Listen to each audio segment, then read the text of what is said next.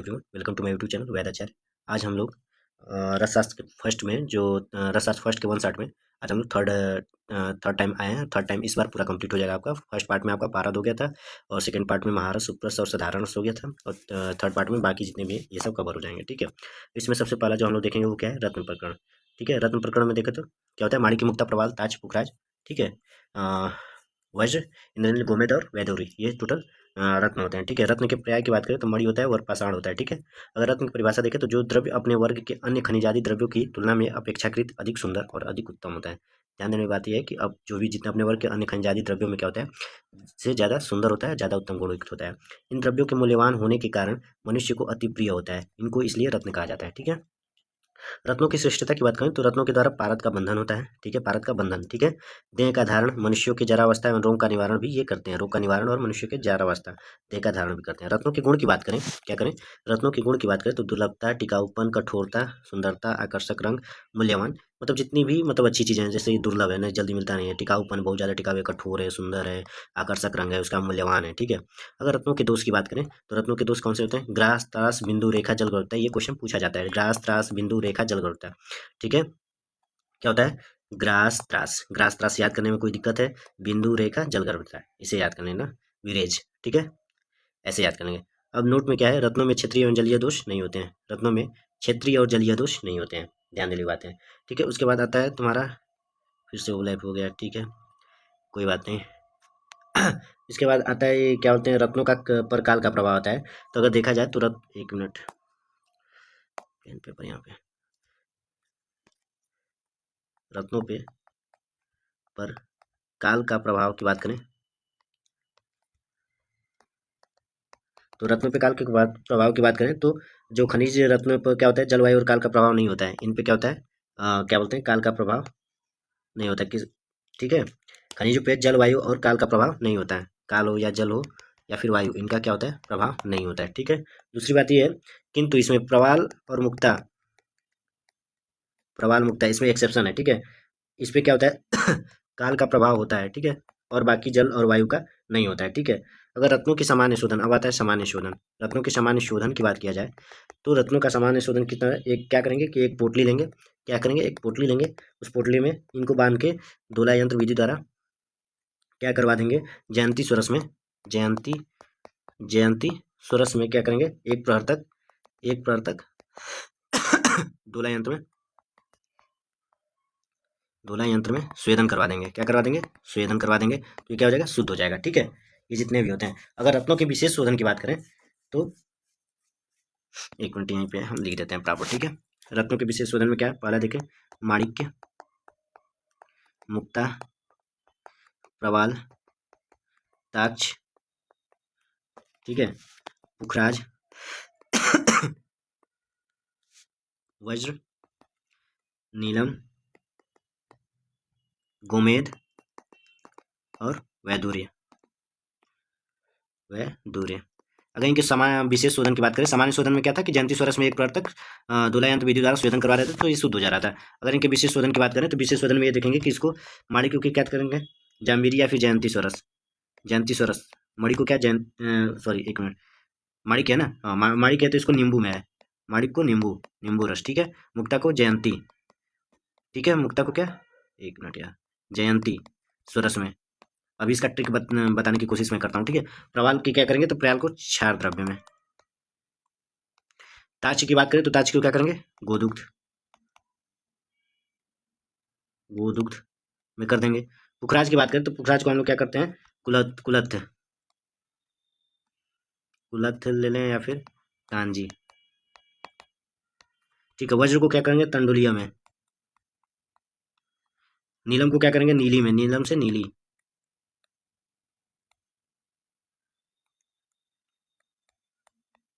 ठीक।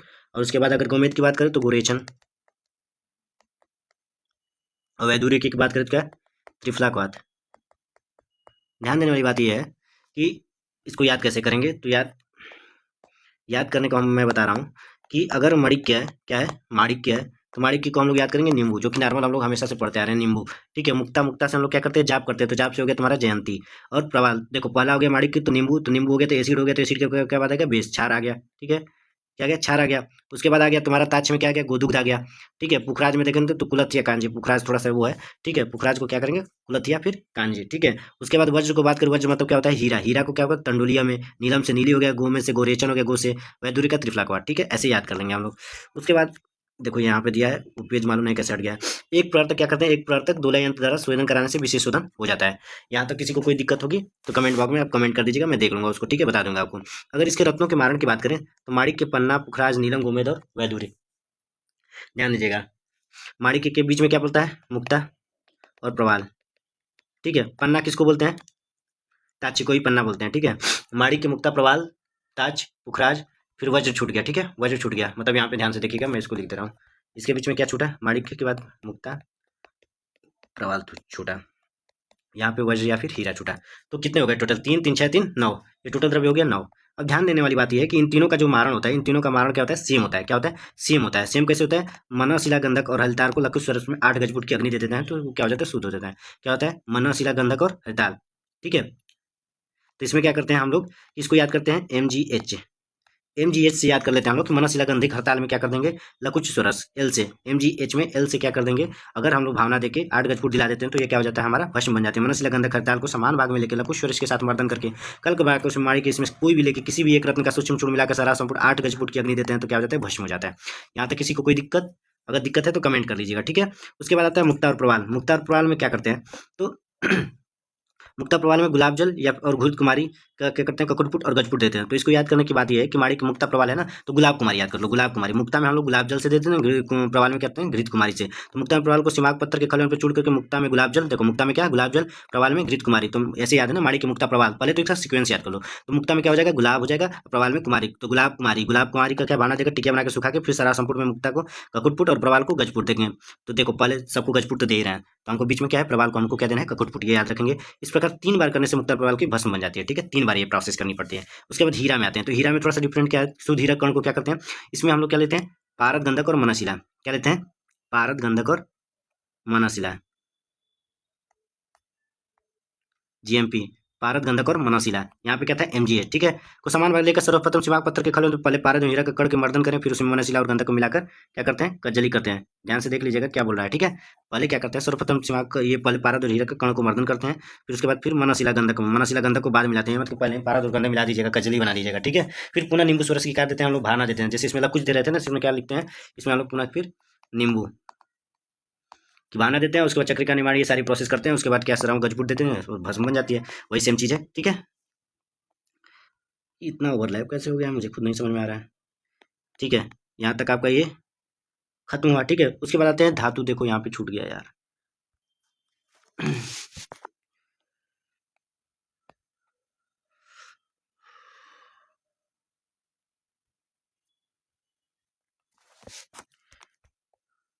धातु, धातु का जो श्लोक होता है वो होता है, शुद्ध लोम कनकरस्तम भानुलोम संसारम पुत्य लोह द्वितीय उत्तम नागम शानम, ये श्लोक होता है। ठीक है, मिश्र लोम तृतीय उत्तम पित्त काशीवर्तनम, ये आपका श्लोक होता है। ठीक है, इसका श्लोक ऐसे होता है, 3 प्रकार के मतलब जो है बताए गए हैं। ठीक है, तो आपका क्या बोलते हैं, इसको देख लीजिएगा। ये क्या होता है, सबसे पहले इन सबका नाम आपको पता होना चाहिए कौन कौन से होते हैं। तो हम लोग ग्रह के संबंध के अनुसार पहले बताते हैं। ग्रह, एक तरफ ग्रह लिखता हूँ, फिर उसके बाद धातु। आप सबको ट्रिक भी बता दूंगा। ठीक है, फिर धातु के वर्ण, मतलब ये धातु के ही क्या हो गए, वर्ण हो गए। ठीक है, उसके बाद इसके भस्म का वर्ण हो गया। ठीक है, उसके बाद ये मात्रा की बात कर लेते हैं। उसके बाद मात्रा, इतना बहुत है। ठीक है, अब अब देखें यहाँ पे, तो अगर हम यहाँ पे ग्रह की बात करें तो सूर्य, चंद्र, यही याद करना क्योंकि यही सेम चीज रत्न का भी हो जाता है, मैं बता दूंगा अभी। सूर्य, चंद्र, मंगल, बुध, गुरु,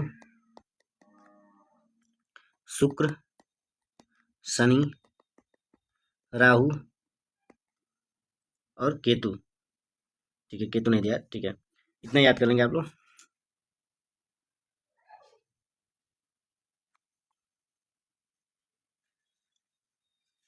ठीक है, इसका अब देखेंगे हम लोग।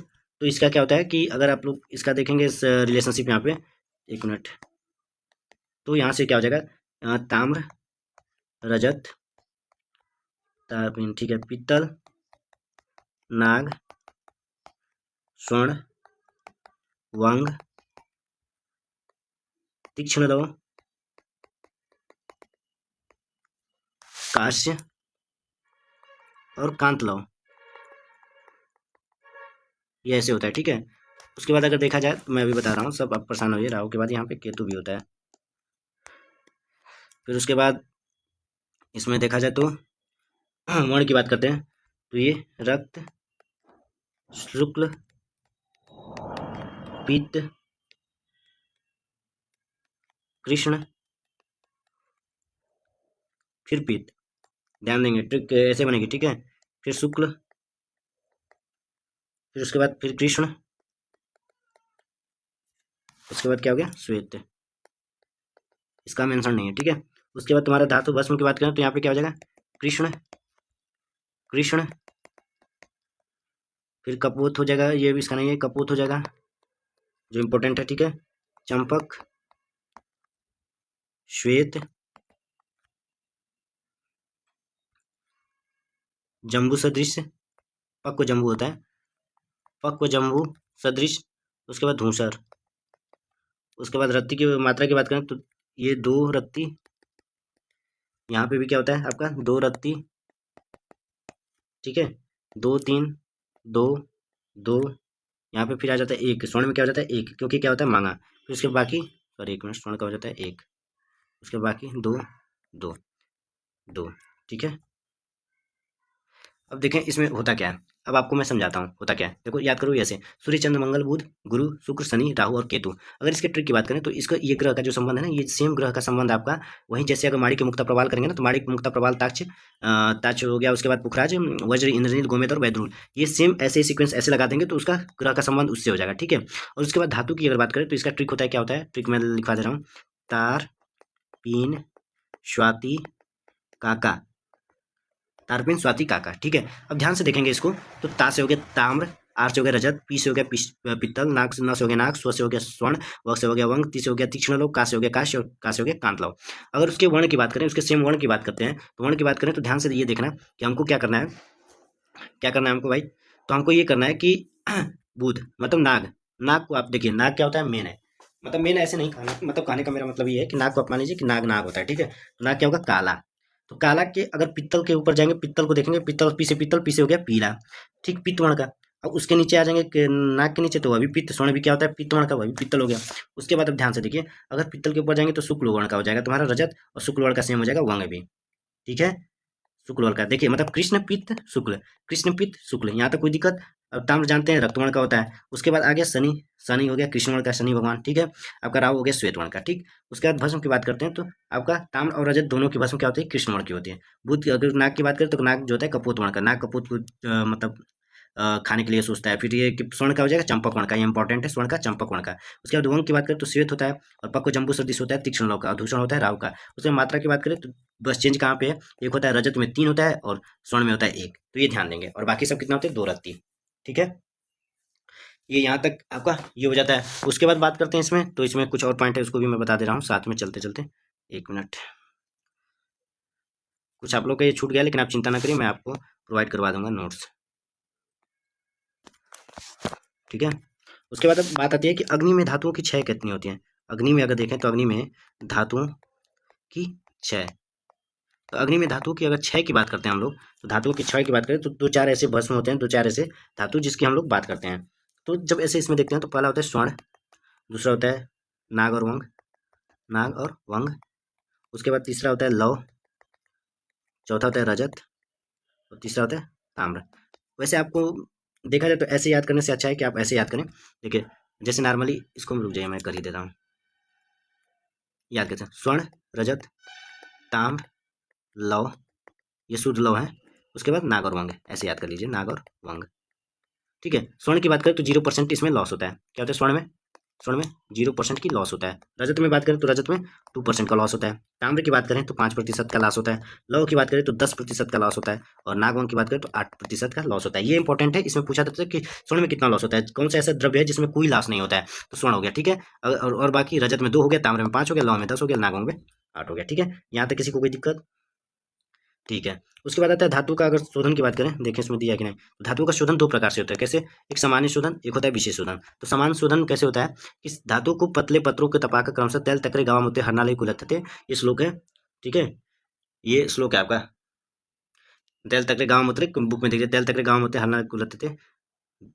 इसमें देखेंगे तो क्या आता है, धातुओं के पतले पत्रों को तपाकर क्रमशः तेल तक गोमूत्र कांजी अंकुलत क्वाथ में पृथक पृथक 7 बार बुझाने के द्राव्य द्राव्य तू सप्तधा, ठीक है। बार बुझाने से स्वर्ण आदि सभी लोग क्या हो जाते हैं, शुद्ध हो जाते हैं। इनसे क्रमशः है क्या होता है, पृथक पृथक 7 बार, पृथक पृथक अलग अलग 7 बार तेल तक्रे गवामूत्र मतलब गौमूत्र में हर नाले कुलत्ते मतलब कांजी और कुलत्थ में क्या करते हैं, बार बार बुझाने से स्वर्ण आदि सभी लोग शुद्ध हो जाते हैं। या फिर दूसरा कदली कंद स्वरस में धातुओं को प्रतप्त करके 7 बार बुझाने से क्या हो जाता है, सभी धातुएं शुद्ध हो जाती है। कदली कंद मतलब केले का पत्ता, ठीक है, केले का कंद। उसके बाद शशक खरगोश को रक्त का लेप करके खरगोश के रक्त को क्या करते हैं, तीव्र अग्नि पे 3 बार प्रतप्त करते हैं। 3 बार 7, देखिए 7 बार इसमें भी है, 7 बार इसमें भी। इसमें क्या 3 बार प्रतप्त करने से मुंडादी सभी लोग क्या हो जाते हैं, शुद्ध हो जाते हैं। तो ध्यान देना, इसमें से कोई भी एक ले लेंगे। वैसे मोस्ट इंपॉर्टेंट क्या है आपका, तेल तक्रे गवामूत्र बुक से श्लोक देख लीजिएगा, ठीक है। विशिष्ट शोधन के हम लोग ये 1 शॉट कर रहे हैं, तो इसलिए थोड़ा सा वीडियो ज्यादा बड़ा हो जाएगा, इसलिए हम जल्दी जल्दी करवा रहे हैं इसको। विशिष्ट में देखें तो विशिष्ट जो किसी एक द्रव्य का विशेष के लिए निर्दिष्ट हो उसे विशेष शोधन कहा जाता है। जैसे पहला देखें, अभ्रक शोधन के लिए क्या होता है, गोदुग्ध होता है, ठीक है। स्वर्ण शोधन के लिए पंचमृतिका होती है, ठीक है। उसके बाद वंग के लिए क्या होता है, हरिद्रा चूर्ण मिश्रित निर्गुंडी होता है, ठीक है, वंग के लिए निर्गुंडी द्वारा। अब धातुओं के सामान्य मारण की बात करें तो सामान्य मारण में देखा जाए तो वंग का क्या होता है, हड़ताल के साथ होता है। क्या होता है, वंग का हड़ताल द्वारा होता है। फिर स्वर्ण का क्या होता है, नाक द्वारा कुछ गलती हुआ क्या इसमें, स्वर्ण का नाक द्वारा होता है, ठीक है। नाक का मनाशिला द्वारा होता है। ताम्र का गंधक द्वारा होता है। ये चीजें याद कर लेना, नाक का स्वर्ण का क्या होता है, नाक द्वारा होता है। नाक का मनाशिला द्वारा होता है, मन का, ठीक है। ये बस में पढ़ाएंगे तो बताएंगे। रजत का स्वर्ण माचिक द्वारा होता है, ठीक है। और लौह का हिंगुल द्वारा होता है, इसमें दिया नहीं गया है। फिर धातु के मरणात अग्नि प्रमाण की बात करें तो स्वर्ण एवं रजत के लिए हम लोग क्या देते हैं, ककुटपुट, क्योंकि भस्म ये बहुत महंगे हैं, ठीक है। ताम्र के लिए कष्टादि कृत्रिम अग्नि, लौह के लिए गजपुट देते हैं और नाक के लिए अर्थ गजपुट देते हैं, ठीक है। ये ध्यान देंगे यहाँ तक। उसके बाद आता है धातु के भस्म के प्रकार। एक मिनट,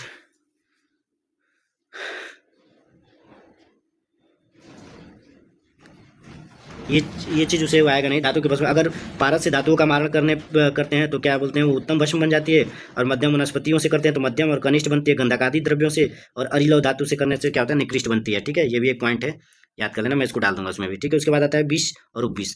क्या आता है, 20 और उपबीस। तो 20 की बात करें तो जिसे देखने मात्र से मनुष्य अत्यंत दुखी हो जाता है, जो मनुष्य का मृत्यु द्वारा नष्ट करते हैं उसे क्या कहते हैं, 20 कहते हैं। 20 के पर्याय की बात करें तो छेद बोलते हैं, गरल बोलते हैं, कालकूट बोलते हैं, छेद वस्तनाभ, ठीक है। 20 के भेद की बात करें तो क्या होता है, स्थावर जांगम और कृत्रिम होता है। खनिज और वनस्पति 20 होता है। स्थावर जांगम के तसर विशिक लूता कीट आदि अगतंत्र में पड़ेंगे। कृति संयोजक घर 20, ठीक है, ठीक है। स्थावर विष के स्थान की बात करें तो 10 स्थान। स्थावर विष के क्या होते हैं, 10 स्थान होते हैं। कौन, मूलम पत्रम फलम पुष्पम तक क्षीरम सार एवच, मूलम पत्रम फलम पुष्पम तक क्षीर सार एवच, इसको याद कर लेंगे। ये अगर तंत्र में पूछेगा। निर्यासु धातुश्च कंदश्च दशम स्मृत, निर्यासु धातुश्च कंदश्च दशम स्मृत, ठीक है। फिर से एक बार पढ़ेंगे, मूलम पत्रम फलम पुष्पम तक क्षीर सार एवच, निर्यासु धातुश्च कंदश्च दशम स्मृत, मूल पत्र फल पुष्प तक क्षीर सार निर्यास धातु और कंद, ठीक है। ये टोटल 10 हो गए। उसके बाद जांगम विष के अधिष्ठान की बात करें तो इसमें क्या होता है, दृष्टि दंष्टा नख, मतलब इसको ये पहले सर ले लेंगे। सर में क्या होता है, सर में क्या होगा, दृष्टि होगी, दंष्टा होगा, नख होगा, नहीं नष्ट नहीं, निश्वास मतलब नाक है, तो उसके बाद फिर तुम्हारा ऐसे करके हम लोग याद कर, लाला श्राव हो गया, फिर अस्पर्शदांश हो गया, फिर ऐसे करके हम लोग टोटल याद करते हैं। जांगम 20 के 16 अधिष्ठान होते हैं, एमसीक्यू में ये सब पूछा जाता है, ठीक है। उसके बाद 20 के 10 गुण होते हैं। लघु रुक्षम आशु बीजतम व्यावि तीक्ष्ण विकासी सूक्ष्म च, लघु रुक्षम ये जरूर याद करना, ये जरूर याद करना। बाकी सब याद करना चाहे ना याद करना, बाकी सबको हिंदी में याद करना लोग, लेकिन इसको जरूर याद करो। लघु रुक्षम आशु बीजतम, लघु रुक्षम मेरे साथ बोलो, लघु रुक्षम आशु बीजतम व्यावि तीक्ष्ण विकासी सूक्ष्म च, लघु रुक्षम आशु बीजतम व्यावि तीक्ष्ण विकासी सूक्ष्म च, उष्म उष्म अनिर्देश्य रसम दशम गुणम विक्तम विषम त्यज्य, ठीक है। लघु रुक्ष आशु बीजतम व्यावि तीक्ष्ण विकासी सूक्ष्म च, उष्ण निर्देश्य रस दशम गुणम विक्तम विषम त्यज्य, ठीक है। अगर 20 की संख्या की बात करें तो रसायनों द्वारा 5 है, रस समस्या ज्यादा 5 है। कालकूट श्रृंगिक व स्नाप सत्तुक और पित्त मतलब हरिद्र। कालकूट कालकूट श्रृंगिक व स्नाप सत्तुक और पित्त, ये हो गया आपका, हो गया। अगर 20 की सामान्य शोधन की बात करें तो 20 के सामान्य शोधन की बात करें तो एक पात्र में गोमूत्र भर के 20 के चने के समान टुकड़े को अच्छी तरह भिगो कर रखें और प्रतिदिन पुराना गोमूत्र निकालकर नवीन गोमूत्र डाला जाए तो ये क्या हो जाए, समान शोधन। इस प्रकार 3 दिन तक गोमूत्र में रखने के बाद तीव्र धूप में सुखाने के बाद योग प्रयोग करें, अथवा गोदुग्ध में 5 परत तक शोधन करने से भी 20 से शुद्ध हो जाता है, ठीक है। गोदुग्ध में 5 प्रहर तक, या फिर इसको बार बार बदलते रहे, धूप में सुखा दें, लास्ट में सब हो जाएगा, ठीक है, 3 दिन बाद, ठीक है। 20 का मारण की बात करें तो 20 में 20 के समान भांग टंकड़ जाएंगे, टंकड़ मिलाकर मर्दक कर 20 का विषय नष्ट होकर सभी रोगों में प्रयोग हो जाता है, किसी भी प्रकार का विकार उत्पन्न नहीं होता। 20 के समान भाग टंकड़ तथा द्विगुण मरीच मिलाकर एकत्र मर्दन करने पर 20 का शोधन मारण हो जाता है। अगर शोधन मारण दोनों करना है तो टंकड़ के साथ द्विगुण मरीच डाल दें, मतलब दुगुना समान भाग टंकड़ के साथ द्विगुना मरीच डाल दें, शोधन टंकड़ ये मतलब दोनों हो जाएगा। और सिर्फ शोधन करना है तो शोधन करने के गोमूत्र में क्या करते हैं, 3 मतलब उसको भिगा के रख देते हैं और 3 दिन इसको रखते हैं और डेली इसको चेंज करते रहते हैं और लास्ट दिन उसको सुखा लेते हैं, या फिर 5 प्रहर के लिए क्या करते हैं, 15 घंटे के लिए क्या करते हैं, गोदुग्ध में इसका शोधन करवा देते हैं। और सामान्य मारण की बात करें तो मारण की बात करें तो टंकड़ में मिला के इसको मर्दन करने से क्या होता है, सभी ये उसके मारण मतलब उसका मारण हो जाता है, ठीक है। विष की मात्रा करके तो एक एक तिल के समान मात्रा से प्रारंभ कर 8 यों पर्यंत घटाते बढ़ाते हुए विष का सेवन करना चाहिए। देखो, एक तिल की मात्रा समान मात्रा से प्रारंभ कर 8 यों तक, एक तिल से 8 यों तक पर्यंत घटाते बढ़ाते हुए विष का मतलब पहले बढ़ाएं फिर उसके बाद घटाएं, ऐसे सेवन करना चाहिए, नहीं तो विकार उत्पन्न होता है। विष वर्ग के द्रव्यों में वसनाभ रसकर्म में रसायन के लिए सर्वश्रेष्ठ होता है वसनाभ एकोनिटम फेरॉक्स, ठीक है। इसकी अगर पर्याय की बात है, वसनाभ वसनाग छेड़ विष अमृत बताए थे, छेड़ अमृत विष अमृत, ठीक है। वसनाभ को से निवार सदृश उपपत्र होता है, वसनाभ आकृति होता है, वसनाभ के 3 भेद होते हैं, स्नाभ श्वेत कपिस, और उसके बाद क्या होते हैं उसके बाद पांडु होता है, ठीक है। उसके बाद ग्राह्य वसनाभ की बात करें तो जो वसनाभ स्थूल कंद बाहर से स्निग्ध होता है, गुरु नवीन फल आने के बाद उखाड़ा गया, कीट घुन से रहित, तो वह सत्कार के लिए श्रेष्ठ होता है। स्थूल कंद बाहर से स्निग्ध, स्थूल कंद बाहर से स्निग्ध होता है क्या, वसनाभ, तो शुद्ध है। वसनाभ को चने के समान छोटे टुकड़े करके गोदूध या बकरी के दूध में 1 प्रहर या 2 प्रहर तक दूल्हा यंत्र विधि द्वारा क्या करते हैं, स्वेदन कराने से शुद्ध होता है। गोदूध या बकरी के दूध से, वसनाभ को गोदूध या बकरी के दूध से क्या करते हैं, 1 या 2 प्रहर तक स्वेदन करवा देते हैं, 2 लाइन। वसनाभ का अगर विष के लक्षण उत्पन्न हो गए तो टंकड़ और घी का प्रयोग करवा देंगे तो क्या हो जाता है, वो सही हो जाता है। रुजान की बात का मूल मात्रा 1 से 8 प्रति होता है। वसनाभ की मृत्युंजय रस, कपकेतु, हिंगलेश, आनंद भैरव रस, ठीक है, सुशेखर रस। उसके बाद तुम्हारा आ जाता है, उसके बाद उपविष। उपविष में रस समुच्चय के अनुसार क्या होता है, 7 विष होते हैं, लांगली, कुचला, कनेर, भांग, बलातक, दतुरा, अर्क, ठीक है। अगर इसको याद रखना भाई, अगर विष पूछ दिया तो रस समुच्चय के अनुसार कितने होते हैं, कहाँ गया, 1 मिनट रुक जाओ। कालकूट, श्रृंगिक, कास, वस, पित्त, काश वश पित्त, ऐसे याद कर लेना, काश वश पित्त, ठीक है। और इसको याद कर लेना तुम लोग, ठीक है। रस तरंगिणी के अनुसार 11 है और रस समुच्चय के अनुसार 7 है, ठीक है। यहाँ तक तुम्हारा ये पूरा कंप्लीट हो गया भाई वर्ग। अब कोई दिक्कत होगी तो बताना, तुम लोग कमेंट कर देना। रही बात नोट्स की, तो नोट्स को मैं प्रॉपर उसको सही अरेंजमेंट करवा के उसके बाद मैं तुम लोग को डाल दूंगा, ठीक है। क्योंकि ऐसे इतना मतलब वन साइड कंप्लीट करने के लिए नोट्स, मैं भी नोट्स कहीं से लिया हुआ हूँ, उसमें देखा हुआ हूँ प्रॉपर मेंशन करके। कुछ चीज़ें ऐसी थी जिसको हटाया हूँ, लेकिन एडिट करते वक्त थोड़ी सी दिक्कत हो गई है, तो अब मैं उसको बाद में डलवा दूंगा पीडीएफ। इसको कोशिश करता हूँ आज या कल में डलवाने को चैनल पे, टेलीग्राम पे। उसके बाद क्या करते हैं कि आज ये तुम्हारा खत्म हो गया पूरा रसास फर्स्ट, उसके बाद रसा सेकेंड ईयर स्टार्ट करेंगे। और आज आप लोग को माँ कसाई के जो 10 से 20 जो हैं, 10 1 से 10 तक करवा दिया था, अब 10 से 20 वाले भी अपलोड हो जाएंगे, ठीक है, 9:30 बजे तक, ठीक है। धन्यवाद।